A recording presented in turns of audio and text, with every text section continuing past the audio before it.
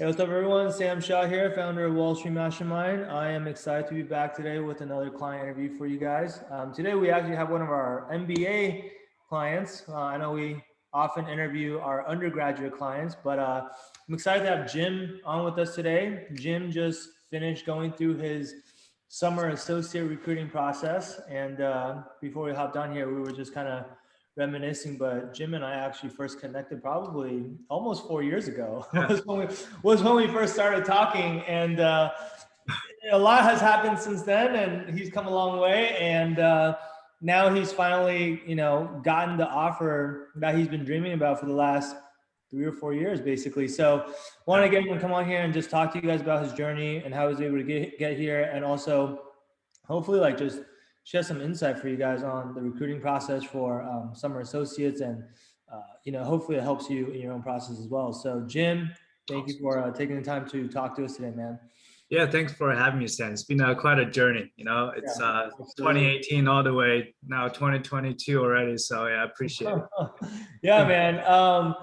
If you can, like, maybe just introduce yourself a little bit so our listeners kind of know who you are and stuff like that.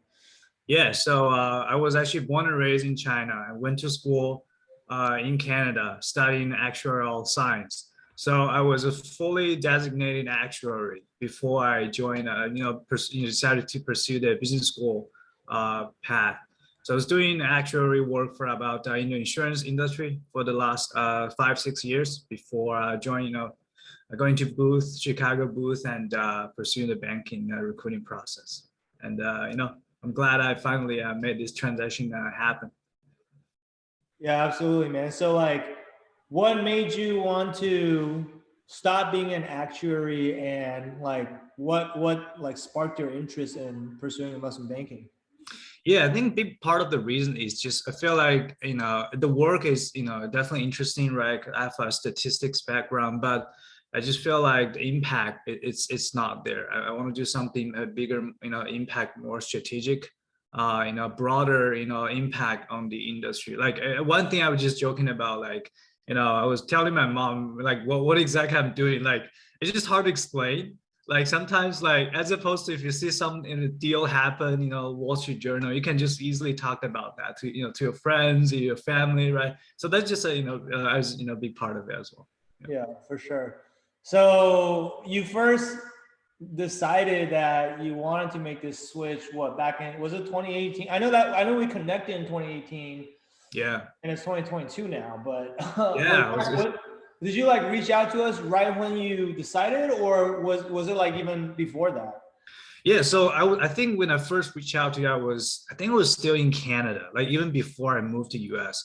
I was trying to figure out like, is there any way I can do to, either make a lateral move from like an actual position to investment banking role, or is there any better way to do that more, efficiently or more effectively? So I was just trying to, I think we had those conversations before I even joined, the program. So I think you definitely give me some like, here are the path you can go with about it, right? How to achieve those. Right. And I think we came with the conclusion probably at my stage of the career, getting an MBA is probably the best way to do it at that time. Yeah. Yeah. Yeah, I remember. I think like we laid out kind of the different potential paths to getting there, and kind of decided like for someone with your background and your profile for various reasons, and it's different for everyone, right? There's no one size fits all approach, but Yeah. at least for your profile, we kind of determined that getting a top MBA was probably the best, was the best way to go about it. And then so I think you then said okay, and then you went and started working on getting admitted to a top MBA program, and you probably took a couple of years to like take the GMAT, apply to Yeah. business school, and eventually you got into a couple of different schools, right?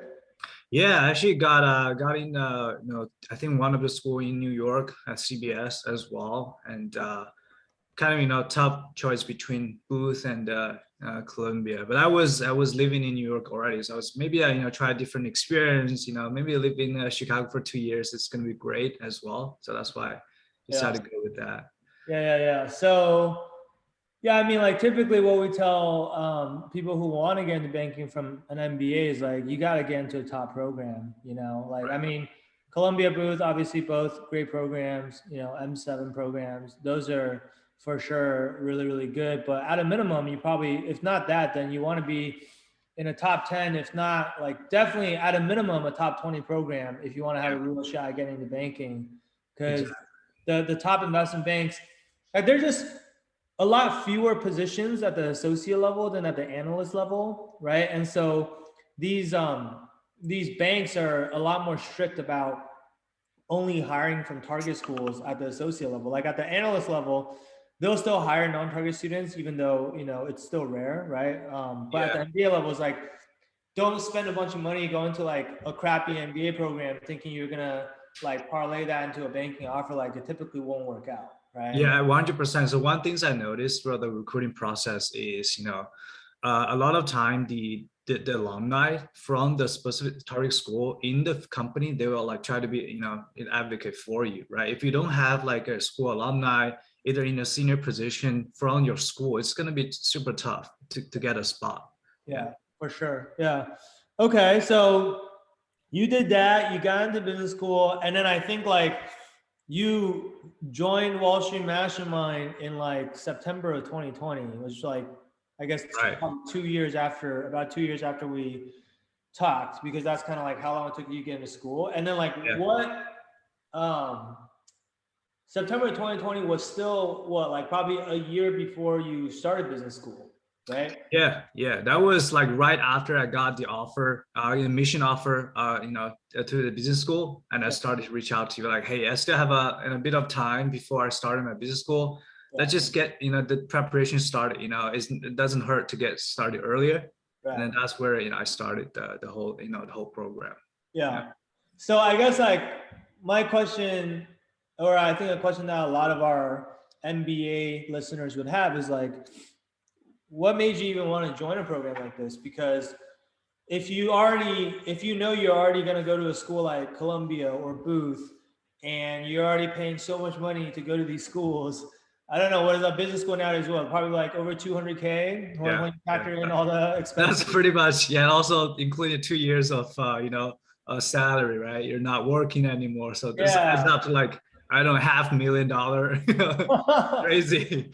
Right. Yeah. Because you're making 6 figures a year and you don't make that for 2 years, plus your tuition, living expenses, and travel and going on trips with your classmates. But regardless, you're already spending so much money on business school. Like a lot of people think like, well, my business school is supposed to help me get into these jobs. Yeah. Like why even use something like Wall Street Mastermind? Like, isn't that kind of redundant, would you say? Like, what was your rationale, I guess? Yeah, I totally, can see where this is coming from. It's true, right? Getting to the top business school open the doors for a lot of opportunities, right? But that's just one part of the equation, right? If the opportunities are there, but if you're not ready, if you're not the top candidate, you're not going to get into those top banks, right? Because the banks has like, we have the top elite boutique and top, bulge bracket, but also there's like, some different banks is full spectrum, right? Just up to your goal. Like my goal is to definitely get to the top bulge bracket. I know, it's just super competitive out there. You have to just try to do anything you can to gain a little bit advantage. Because at that level, all the students are like great. They're all like smart, right? Otherwise, they wouldn't get into the top business school. So like, how do you like, we always say, hey, we're not competing with each other. But at the end of the day, there's only limited enough spots, right? This is like the nature of the recruiting process, try to cut people every single step of the stage. So you got to make sure you gain advantage, stand out. So I think there's definitely value there, right? It's just like, that's the fact.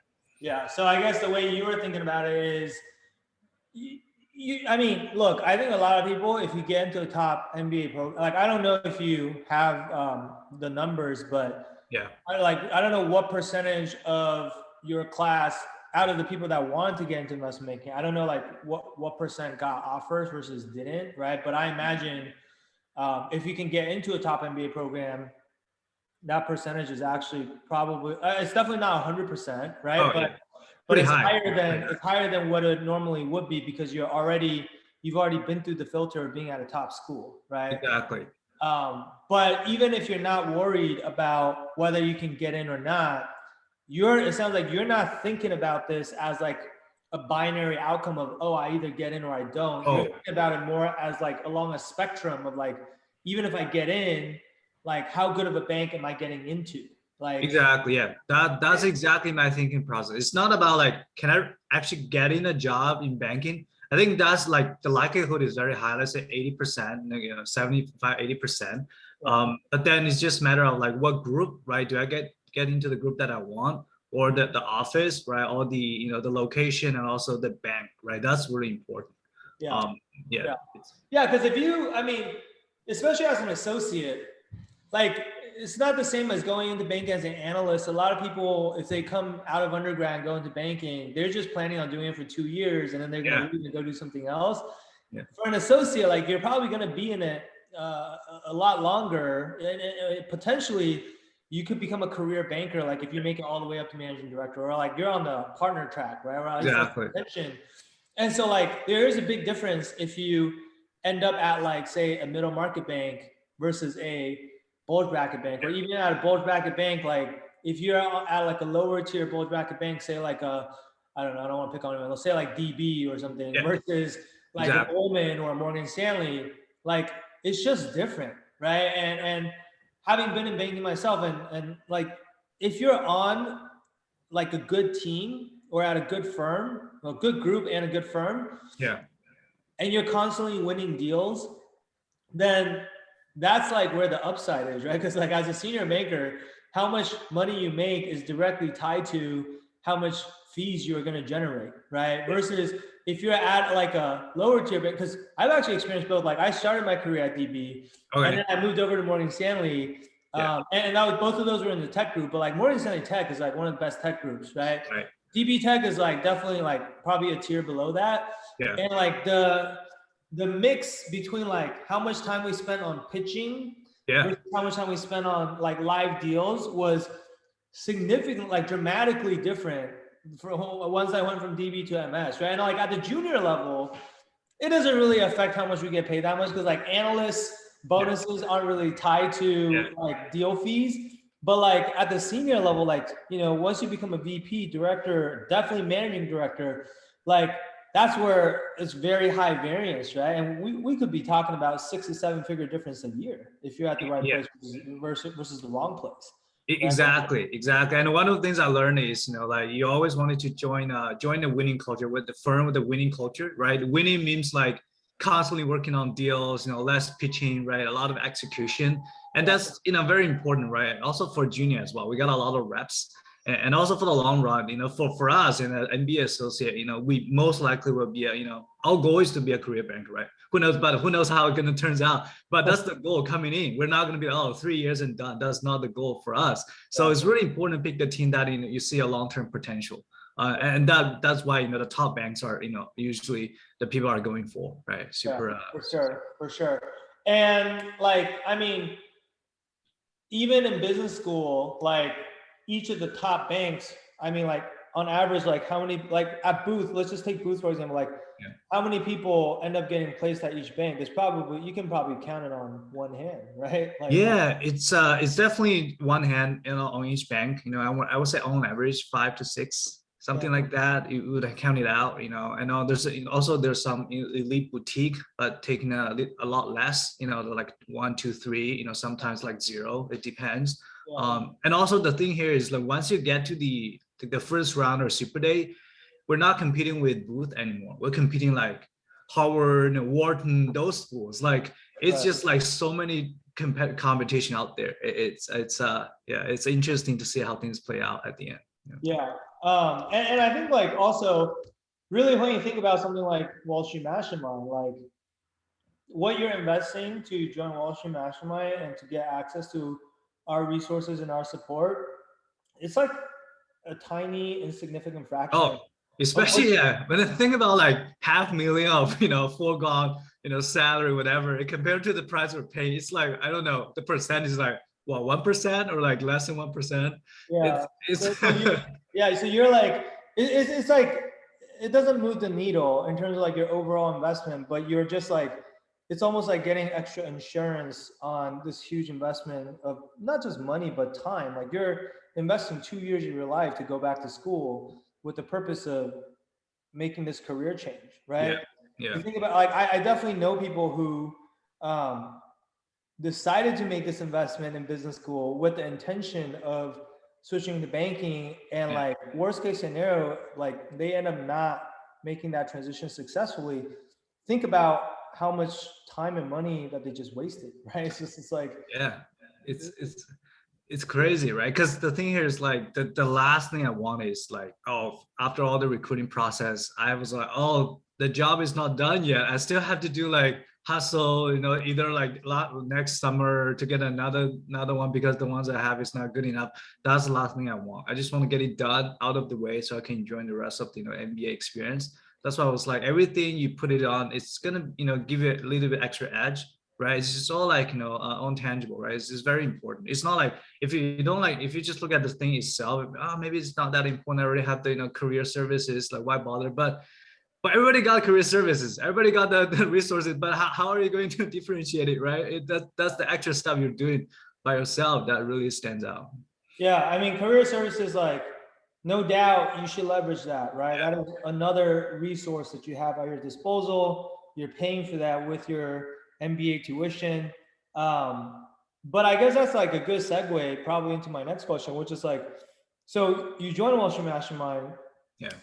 What did you do inside of Wall Street Mastermind? And like, how was that different from all the resources that you already have from school, whether it's through career services or, I don't know, clubs, upperclassmen, whatever? Like, Yeah. is there even a difference, or is it kind of just like the same thing and a little bit redundant, right? Like, what is it actually like to be in something like Wall Street Mastermind? Can you just talk about that a little bit?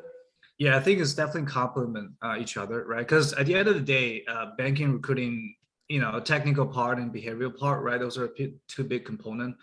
The school, they definitely tells you how to do both. At the same time, we also have access through the program. But I think that the differences here is, usually when you join, let's say MBA, the timeline, right? You started like late September, early October, and there's everything's coming like a train towards you, like the invite only event, all those coffee chats just coming right at you, and the next thing you know, two months, 3 months later, everything's done. Like you don't really have time to really try to polish your stories and the resumes. You don't have time for that, and so you really need something that you can start early.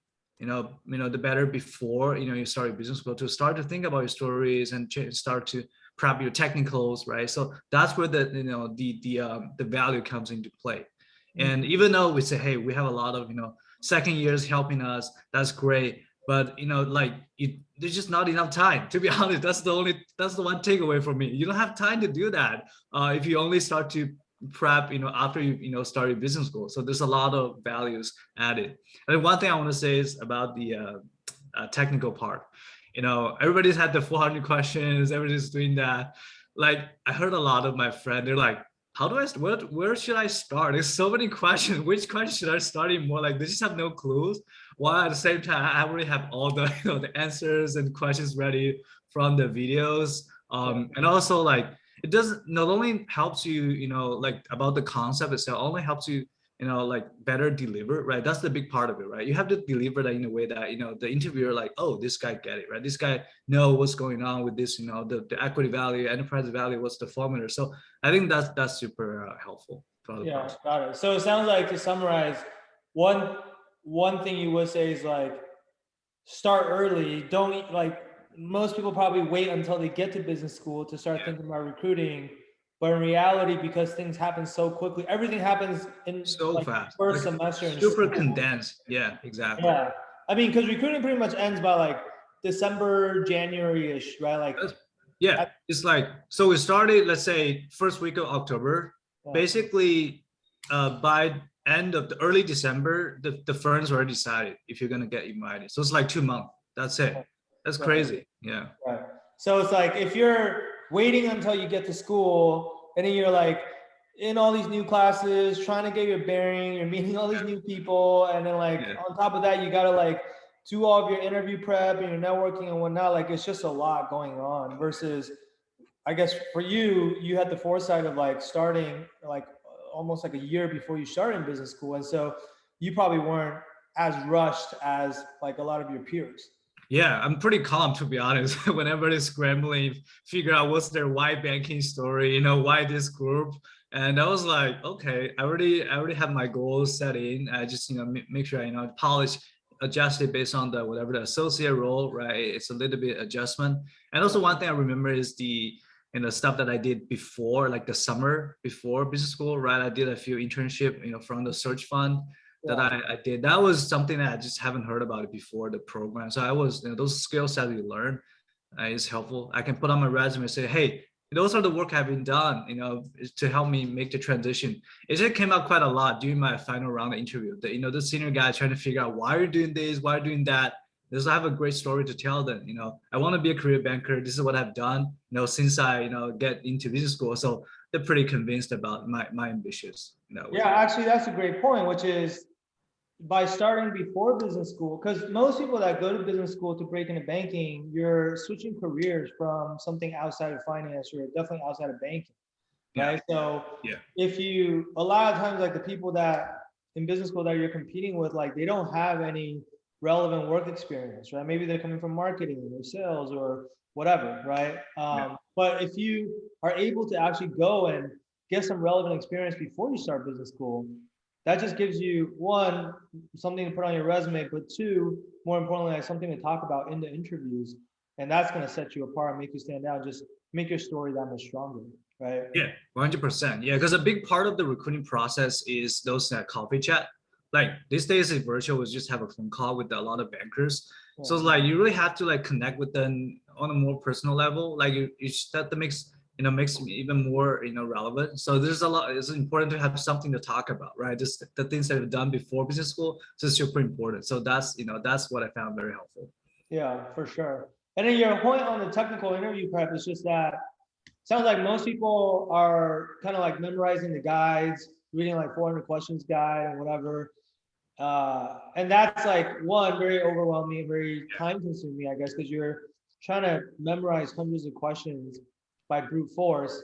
But I think like the bigger problem with that approach is that in your interviews, like they're not going to ask you the exact same questions that you already memorized, right? Because Exactly. everybody knows what the 400 questions guide is. Your interviewers have read those guides, and like the interviewers adapt because they, over the years, they realize that everyone's just memorizing the same guides, right? And so like for them to be able to figure out like, okay, who's actually a great candidate versus who's not, they're gonna like ask you the question in a different way. They're gonna go out of the way to ask it in ways to like suss out, okay, this person just memorizing without really understanding versus Jim is like, he actually understands these concepts and he can actually like apply it, right? Like to like different, let's say like different situations, or asking you case study questions, or just like very open-ended things that where you can't memorize the answers beforehand. Like that's the level that you have to kind of get to if you want to do well in these technical interviews, right? Yeah, 100%. Especially for those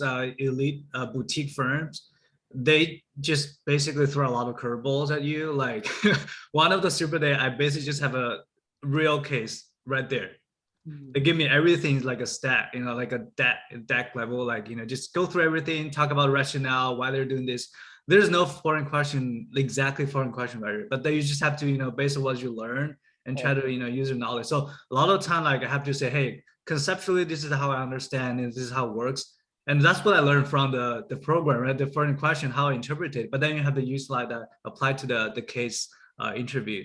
So that's why it makes things a little bit harder. And also like I remember in my mock interviews, we have a lot of mock interviews with the peers. One of the feedback I got is, hey, it was like, hey Jim, you really explained the things very clearly. It sounds like you really understand this concept. I was like, on my back of my mind, I was like, yeah, no, I bet I have some extra help up there. Yeah, and that I mean that's the key, is that we always tell our clients like the goal is if you can explain these concepts to your brother who's in 6th grade and he can understand it, then that's kind of like the bar, right? That's when you know, okay, you really understand these things. Like, can you teach it to someone else who's a total beginner, right? If all you're doing is like memorizing answers to questions, you're not going to be able to do that, right? But that's exactly what you're being asked to do in the interview, right? I guess another question that a lot of people will probably have is like, Well, aren't you going to like learn all the technical concepts you need to know in business school, like through your, I don't know, you guys probably have like Yeah. accounting classes, corporate we do. finance classes, like these are all classes you have to take, right? So is it like you don't take those until later or you do, but like how do you kind of think about that? Again, is this a redundant thing? Yeah, it's so yeah, the problem here is usually for business school, the first quarter, first semester is all like foundation classes. I think that's probably the same across the board. Like, take accounting, take whatever statistic. But the problem is that it's not tailored for investment banking recruiting, right? You of course you're gonna learn a lot of accounting related stuff, but it's not going to help you with all those, DCF, also LBO. They're not going to have that. It's probably going to have some advanced courses later on, maybe the second year, so later semester. So, and also the angle the professor is aiming at is not the same as the interviewer we're looking for, right? So it's not the same thing. So you really have to like basically just do it at the same time, parallelly on your own, if you want to prep for the investment banking recruiting. Right, because your professors aren't going to assume that, oh yeah, every single one of my students in my accounting class is just taking my class so they can get into investment banking. Like that would be that's just not true, right? So they're not going to tailor the class that way. Whereas Wall Street Mastermind, I guess, is almost like taking another elective on your own, but this is a class that's completely tailored towards just like, hey, what do you need to know to get into investment banking? Yeah, So yeah, this is almost exactly. like complementary, basically. Yeah, like one example is like in accounting classes, we talked a lot about like deferred tax liability, deferred tax assets, which is is an important concept. But in the real interview situation, you're not going to be asked like those type of accounting questions, right? Unless it's a super technical interview, right? So that's just a Yeah. different angle, different Yeah, focus. or like your accounting guys, like I know they focus a lot on like balancing your T ledger, like debit Oh, this, credit that, right? yeah, Like, data, credit, all the T table, like. right. Which like you don't do any of that in your investment banking interviews. That's like what accountants do, right? And so it's just like you do need to know accounting for banking, but like the way bankers think about accounting is totally different from like how an auditor would think about it, for example, right? Yeah, exactly. Okay, cool. That's really helpful, man. I mean, I don't know, hopefully that gives people some insights on like just what's the difference between what you can do inside of Wall Street Mastermind versus like what you're already getting through school. I think like it's not like a one or the other mutually exclusive thing. It's more like, hey, if you're already going to invest this much time and money on business school with the intention of getting into this very lucrative career that can really affect like we're talking about like taking a career trajectory from this kind of trajectory to like steepening the slope, right, by just like getting into a better bank, getting into a better group. um that's just like that's super important, and it's an investment. Like you can never have too much help, I guess is the way I would Yeah. put it. Yeah, Right? I completely agree. It's always, to have good have extra help, right? And also it's complement each other, right? I think, the ones I got from the program is I have a very solid foundation coming into business school. And then whatever I did after school starts is like I tailor towards, maybe, this is a little bit more associate specific answer I do tailor towards that. And then I'll tailor towards my, the school and the firm that I'm looking at. So a little bit of adjustment out, here and there. But I mean, the solid foundation is just important to begin with. Right, makes sense. So I guess like ultimately, after going through this entire process, like what was the final like successful outcome in the end for you? Or like like did you get a lot of interviews and like offers, and like what did that look like for you? Yeah, it was pretty good outcome because for me, I even though I'm have a Canadian, coming in a Canadian student, I was still considered as an international student. So that's a big part. International student sometimes we don't even have the there's some banks that don't even hire international students. So the Right. pool is You need still very. sponsors. Yeah, exactly. They don't sponsor. So the pool is very, already small start with. But the good news is all the banks that are sponsoring international students are great banks, either like big bulge bracket or elite boutique. So still a lot of good options. So I got I think around 7 to 8 first round interviews. Yeah. That was a pretty good outcome to on average, to be honest, compared, especially as the international students. Yeah. So went pretty far to some of the, I think 3 or 4, half of them I got super day invites. I also declined a few just because once you got an offer, you started to decline the the lower rank banks, right? So the result I got at one of the top bulge bracket banks at the end in Yeah. the New York office. Is pretty happy about that. Definitely this is a good outcome, right? This is all I'm hoping for and planning for the last 4 years, and I'm glad we make this happen. Yeah. Yeah, and going back to what we said earlier, it's like you ending up at a top bulge bracket bank, like that's the goal, right? It was never for you, it was never about just getting into banking. I mean, like, sure, that's like the bare minimum outcome you have to get. Yeah. But like ending up at like say a top three bulge bracket bank versus like, Yeah. the bottom three, like there's still going to be a significant difference on your career in terms of deal flow and just the level of prestige, and also like long term in the long term, like your compensation, right? And so, Exactly. yeah. Exactly. So, It's everything is compounded, right? Everything is be compounded. If you start like a little bit slower, then 5-10 years later, you're gonna be like the gap is gonna be like bigger and bigger. right, right. Yeah, absolutely. So I guess, I mean, first of all, huge congrats on that. I think that's like an amazing outcome. I'm super happy for you. And I guess like my last question for you would be, for those of our listeners right now who are maybe like either MBA students, like they just started business school and they're going through recruiting now, or they're thinking about applying to business school, or maybe they already got admitted and they haven't started yet. Like, is there one piece of advice that you want to pass on to them? Maybe something that someone told you along the way that like really helped you or really made a big difference for you? Like anything you want to pass down to other people that's going to help them in their own journey? Yeah, I would say for MBA students, right? The other than hopefully they can join the program. That's a given, I guess. I think other than that, put that aside. I would say really try to figure out what really sets you apart, because in the process, like let's say a business school, there are 100 people all recruiting for banking. How did you set yourself apart, right? And also about your group selection, because for associate level, they're group specific, right? You can't just pick the group that let's say TMT. Everybody's this day tag is everybody has a hype, but you can't just pick that because everybody's talking about that. You really have to figure out what's your prior in business school background, why that make you a strong candidate for that specific group. Otherwise, it's really hard to go far, because let's say if I'm going for tech, when someone have an Apple or Google experience before business school, there's no way I can compete with them. It doesn't matter how good my story is. It's like it can't.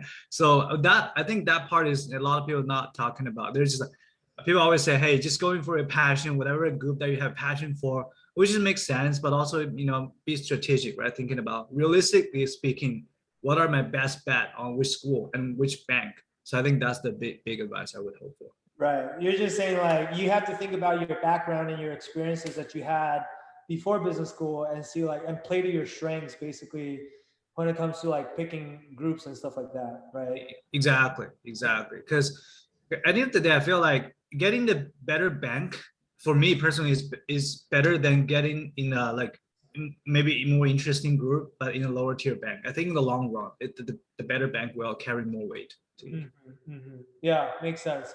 Awesome, man. That's really good advice. So thank you for sharing that. I guess, for those of you who are still listening, if you are, intending on getting an MBA, or maybe you just started your MBA, and you are, looking for help, additional help than what you already have to, recruit for these summer associate positions. Which, by the way, just so you guys know, we didn't talk about this, but like at the MBA level, if you want to get the full-time offer, you have to get the summer associate position. Like, Oh yeah. I don't think I've ever heard of a bank giving a full-time offer to someone who didn't get a summer associate internship, right? So it's like that first semester is like going to make or break your chances of like getting into banking, right? And so like if you want help with that, even if you haven't started business school yet, which will actually be even better, feel free to reach out to us, right? You can apply to talk to us or me or our team at www.wallstreetmastermind.com/apply. The street's abbreviated to ST, so it's wallstmastermind.com/apply. And we'd be happy to talk to you. Just like it's like a free consultation, where we call a strategy session, but like just like that first call I had with Jim back in 2018, where we talked about his situation. I think like back then it was tricky because he was trying to like figure out if he can lateral in without going to business school, but also combined with the fact that he wanted to work in the US and he was an international student. So there were a lot of different factors. But like on that call, we can help you map out like what would be the best game plan for you. Yeah. And whatever that is, like you can then go and execute on it. And you know, if you want us to be a part of that, happy to be a part of it if it's a good fit. If not, like that's totally okay too. Like happy to just give you some advice, right? So if you guys want to do that, I encourage you to book this call. Otherwise, you know, Jim, thank you for taking the time to talk to us again. You know, I've known you for a while now, and it's always like very rewarding for me to see the result at the end of that journey where, you know, you got the outcome that you're looking for. So I'm super happy for you. And, you know, you're always part of the Wall Street Mastermind family. So if in the future you need anything, like, you know, don't hesitate to reach out, and can't wait to see all the success that you have at your bank, man. Yeah, thanks, Sam. You know, I got my offer like a few days ago. I literally just like I need to let Sam know right away. I think this has been very helpful throughout the process, right? Appreciate it. Yep. Yeah, absolutely. Those are my favorite messages to get. So thank you for letting me know. So guys, that'll be it for this interview. We're gonna wrap it up here, and thank you guys for tuning in. We'll be back with more of these in the near future for you guys. And until then, we'll talk to you next time. All right. Cool.